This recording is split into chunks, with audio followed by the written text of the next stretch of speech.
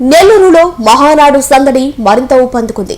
ఈ సందర్భంగా వ్యవసాయ శాఖ మంత్రి కింజరపు అచ్చెన్నాయుడు మహానాడు ఏర్పాట్లపై మాట్లాడుతూ మహానేత ఎన్టీ రామారావు జయంతి సందర్భంగా ప్రతి ఏడాది మహానాడు నిర్వహించడం ఆనవాయితీ అని తెలిపారు. మహానాడు ప్రారంభమైనప్పటి నుంచి ప్రత్యక్షంగా గాని పరోక్షంగా గాని ప్రతి మహానాడులో భాగస్వామ్యం కావడం తన అదృష్టమని పేర్కొన్నారు. మంత్రి Nara Lokesh party working president గా బాధ్యతలు చేపట్టిన తర్వాత తొలిసారిగా జరుగుతున్న మహానాడు ఇదేనని అన్నారు.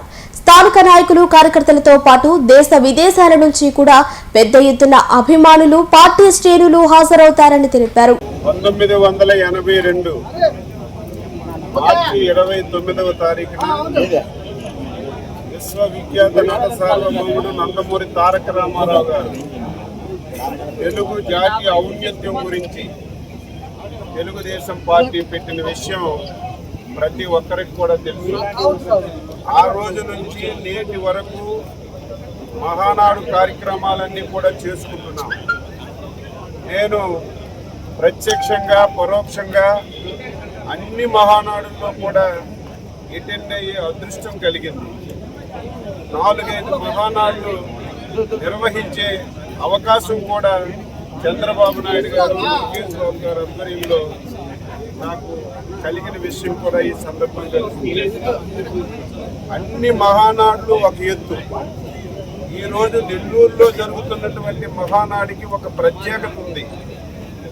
ఏమిటి ఆ ప్రత్యేకత అంటే, మా యువ నాయకుడు, భవిష్యత్ నాయకుడు శ్రీ నారా లోకేష్ బాబు గారు జాతీయ తెలుగుదేశం పార్టీ వర్కింగ్ ప్రెసిడెంట్ గా బాధ్యతలు తీసుకున్న తర్వాత నిర్వహిస్తున్నటువంటి మొట్టమొదటి మహానాడు కాబట్టి ఈ మహానాడికి ఒక ప్రత్యేకత ఉంది. ఇప్పటికే తెలుగు రాష్ట్రాల నుంచి ఇతర దేశాల్లో ఉన్నటువంటి యువకులందరూ కూడా ఈ మహానాడికి అటెండ్ అయి విజయవంతం చేయాలని చెప్పి చాలా ఆతృతతో ఉన్నారు. ఆ ఆతృతతో ఉండడం వల్ల ఈసారి ఎక్స్పెక్టేషన్స్ మించి కార్యకర్తలు కానీ జనాభా కానీ వస్తారని మహానాడుని జరిగే విధంగా పార్టీ అధ్యక్షులు, జాతీయ అధ్యక్షులు మరియు వర్కింగ్ ప్రెసిడెంట్ లోకేష్ గారు నిర్ణయించడం జరిగింది. దాని మీద ఈరోజు మన రాష్ట్ర అధ్యక్షులు పల్లా శ్రీనివాస్ గారు, అదేవిధంగా మంత్రివర్యులు మాజీ మన రాష్ట్ర అధ్యక్షులు అచ్చెన్నాయుడు గారు వారి యొక్క ఆధ్వర్యంలో ఏ కమిటీలు అయితే వేశారో ఆ కమిటీలు అందరితో డిస్కస్ చేసి ఎవరెవరు విధులు ఏంది, ఇప్పుడు ఏం చేయాలో, ఏ టైంలో చేయాలని చెప్పి చక్కగా అందరికీ వివరణించారు. ఎవరి పనులు వాళ్ళు యాక్చువల్గా ఈ క్షణం నుంచి స్టార్ట్ చేయడం చెప్పడం, అందరూ కూడా దాని మీద నిమగ్నం చేయడం జరుగుతుంది. ఈ యొక్క మహానాడుని గతంలో ఎప్పుడు లేని విధంగా దీన్ని సక్సెస్ చేయాలని పార్లమెంట్ సభ్యులందరూ అందరూ ఏ యొక్క కోఆర్డినేట్ చేసుకుంటుంది సక్సెస్ చేయడం జరుగుతుంది. బహిరంగ సభకు వచ్చి ఈ 2 సంవత్సరాలు ఎన్డీఏ ప్రభుత్వం చేసినటువంటి అభివృద్ధి సంక్షేమ కార్యక్రమాలు ఈ సభ ద్వారా రాష్ట్రానికి దేశానికి తెలియచేయడం, ఇంకా భవిష్యత్తులో ఏం చేస్తామో చెప్పడానికి ఒక దిశని నిర్ధారించడానికి ఒక బహిరంగ సభ పెట్టుకున్నాం. దాని గురించే ఈరోజు ప్రత్యేకమైనటువంటి సమావేశం పెట్టి 20 కమిటీలను ఏర్పాటు చేసుకున్నాం.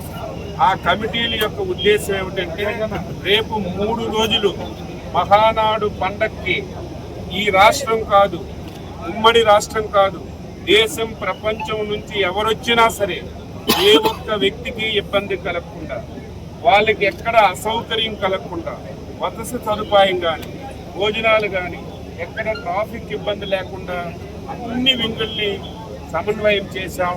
రేపు 3 రోజులు ఈ జిల్లాలో జరుగుతున్నటువంటి మహానాడు నభూతో నభవిష్యత్ అనే విధంగా ఇంతవరకు తెలుగుదేశం పార్టీ చరిత్రలో ఎప్పుడూ జరగని విధంగా ఈ మహానాడు జరపాలని చెప్పి నిర్ణయించాం. అదృశ్యం ఏమిటంటే, నెల్లూరు ఉమ్మడి జిల్లాలో అందరూ కూడా పోటాపోటీగా సమన్వయంతో ఎవరి బాధ్యతలు వాళ్ళు తీసుకొని ఈ మహానాడిని విజయవంతం చేసి, నెల్లూరు అంటే ఇప్పటికే ఆతిథ్యం ఇచ్చినటువంటి జిల్లాల్లో నెల్లూరుకు ఒక ప్రత్యేకత ఉంది. భోజనాలు పెట్టినటువంటి ప్రత్యేకతలో నెల్లూరుకి ఒక ప్రత్యేకత ఉంది. అన్ని ప్రత్యేకతలు కలబోసే విధంగా ఈ మహానాడు జరపాలని చెప్పి నిర్ణయించుకున్నాం.